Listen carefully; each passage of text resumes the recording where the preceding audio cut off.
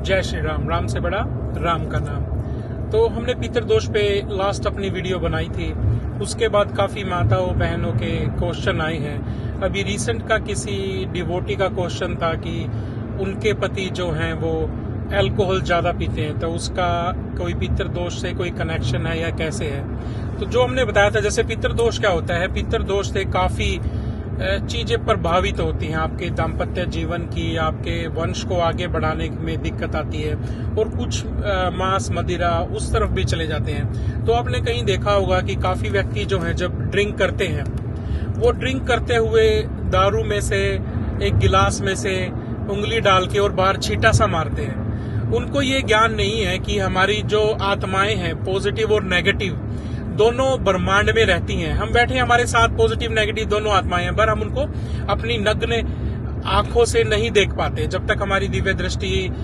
Active नहीं होती है, हम उनको नहीं देख सकते। तो इस वजह से जब आप उसमें दारू में उंगली करके बाहर छींटा मार रहे हैं, तो आप किसी न किसी एक देव को तो नहीं बुला रहे, आप दानव को ही, या कोई बुरी आत्मा है उसी को आप उसका भोग दे रहे हैं। फिर आप देखेंगे क्या होगा कि जो ये छींटा मारता होगा ना, वो रोज दारू पीने लग जाएगा, रोज नशा करेगा, क्योंकि उसके अंदर जो वो आत्मा है वो वैसे तो ड्रिंक कर नहीं सकती, क्योंकि वो ना तो ही स्वर्ग में है ना ही नरक में है।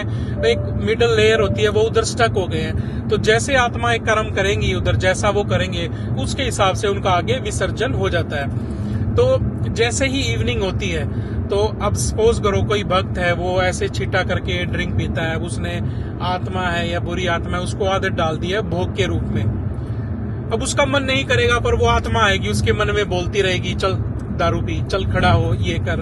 उसको उल्टी जैसा महसूस होगा, भूख नहीं लगेगी, वो लड़ाई करना शुरू कर देगा।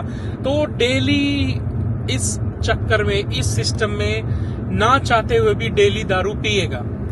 तो ऐसे एक हमारे डिवोटी थे, अपनी माता जी थी, उनके हस्बैंड थोड़ा इस उसमें चले गए हैं। तो जब हमने उनसे पूछा कैसे क्या होता है, तो उन्होंने बताया कि ऐसे छींटा करके वो करते हैं। तो कहीं ना कहीं उस व्यक्ति का उसमें कोई वो नहीं है कि भाई वो जानबूझ के पी रहे हैं, बट वो क्योंकि उन्होंने गलत कर्म किया, तरीका गलत था, उस तरीके की वजह से गलत आत्मा साथ लग गई है और वो उनको परेशान करती है, और वो अल्कोहल वगैरह काफी मात्रा में चलते रहते हैं। ऐसा ही होता है, कई बार हम कहीं से ज्ञान पकड़ लेते हैं, दो चीजें हमने सुन ली और कहीं हम आगे ज्ञान फैल रहे हैं, हमें भूत प्रेत का पता है, इतनी आत्माओं का पता है, ये पता है, वो पता है। यदि हमें किसी चीज की नॉलेज नहीं होती, जो साधक होता है, साधक अपना रक्षा कवच लेके साथ चलता है, पर यदि आप साधक नहीं हैं, आपने अपने आप का पहले ओरा प्रोटेक्ट नहीं किया हुआ है, और आप किसी आत्मा के बारे में बात कर रहे हैं या कुछ वो कर रहे हैं, तो लिटरली आप उसका आह्वान कर रहे हैं, आप उसका आह्वान करके उसको बुला रहे हैं। वो कहते हैं कि भाई आपने अभी सीखा तो है नहीं अपने आप को प्रोटेक्ट करना, आपने वार्तालाप शुरू कर दी है उनके बारे में, अब वो सुन रहे हैं आपको, वो कहेंगे यार ये तो इंटरेस्टेड है, चलो इसी के पास चलते हैं। तो क्या आप रेडी हैं उस चीज को लड़ने के लिए? क्या आप उस चीज को हैंडल कर सकते हैं यदि उनका प्रेशर आए? तो वो कहते हैं ना, आधा ज्ञान अधूरा ज्ञान खतरनाक होता है।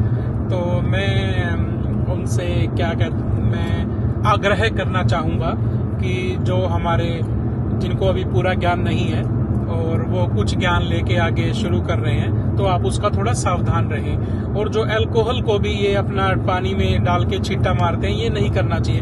आपने देखा होगा जब हम हवन करते हैं, तो हवन करते हुए हमें पुष्प डालते हैं, अपने गंगा जल और जल में पुष्प डालते हैं और उसका छिड़काव करते हैं। तो वो भी सेम ही रीजन है कि हम जो पवित्र आत्माएं उधर आई हैं, उन पवित्र आत्माओं को हम वो कर रहे हैं कि हे पवित्र आत्मा, जो भी आप हमारे आगमन में आए हैं, आप ये ग्रहण कीजिए। बट वो पॉजिटिव चीजें हैं।